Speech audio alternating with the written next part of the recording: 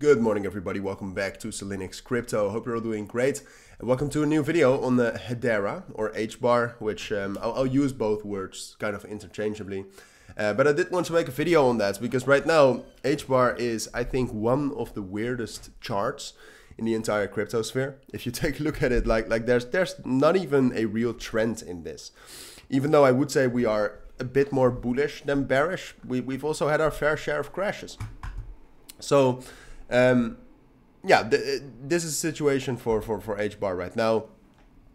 I have some things to say about it, which I think you need to know as well. There are different scenarios from here. I mean, let's just, before we dive into Hbar, I do want to mention that I have my own premium training group in which I share my own trades and my own insights, but you also gain access to an exclusive chat room full of traders.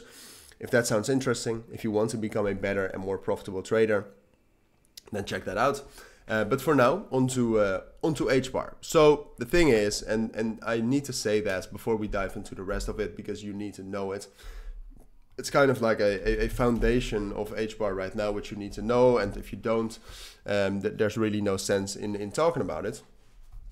And that is that, first of all, Hedera is a great project and it has received some great news in the last months. But it is manipulated. All right, if you take a look at where the volume is coming from, there's a lot of volume coming from BYBIT. There's a lot of volume coming from Top Credit, which is a sort of a new exchange where a lot of manipulated volume comes from. So it is manipulated. All right, I mean, in total, how much is this? I think it's about 16 plus 23, so that's like 40% of the volume is coming from manipulated exchanges. So Hbar is manipulated, all right, and that explains what you see on the chart quite a bit as well. So we have to know that, and if we know that, then we also know that there are a lot of different possibilities from here. We could still, I mean, the main resistance level right now is right here between like 6.7, 6.6 cents. So what's possible is that we'll break above that, and that we'll get to our next resistance level around 8 cents.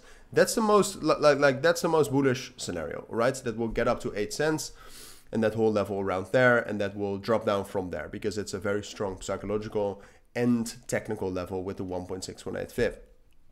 And personally, I would have said that I think it's the most likely scenario to get up here if Bitcoin was a bit more bullish. So if Bitcoin right now all of a sudden gets a bullish breakout and becomes very, very strong, I would say it's most likely that at some point of time we'll get some sort of a weird, huge spike up to that level. But at this point of time, due to the general fundamentals of the market and the sentiment in the market, I think it's a bit more likely that sure, we can get up to 6.6 and 6.7, but that we will not break above that, and that it's more likely that we'll slowly drop down towards 5.7, which causes a bearish breakout through 6 cents, which in my eyes causes a further drop down to these areas right here, between ultimately like 5.3 and 5.5.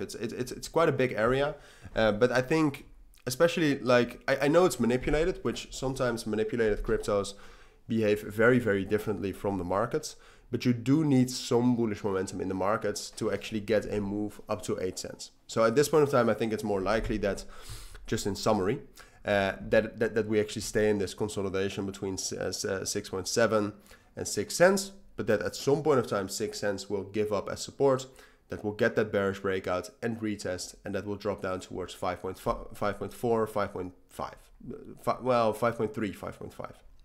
So that's that's my thoughts on it right now. If you do have any questions, then let me know down in the comments. But for now, thank you for watching.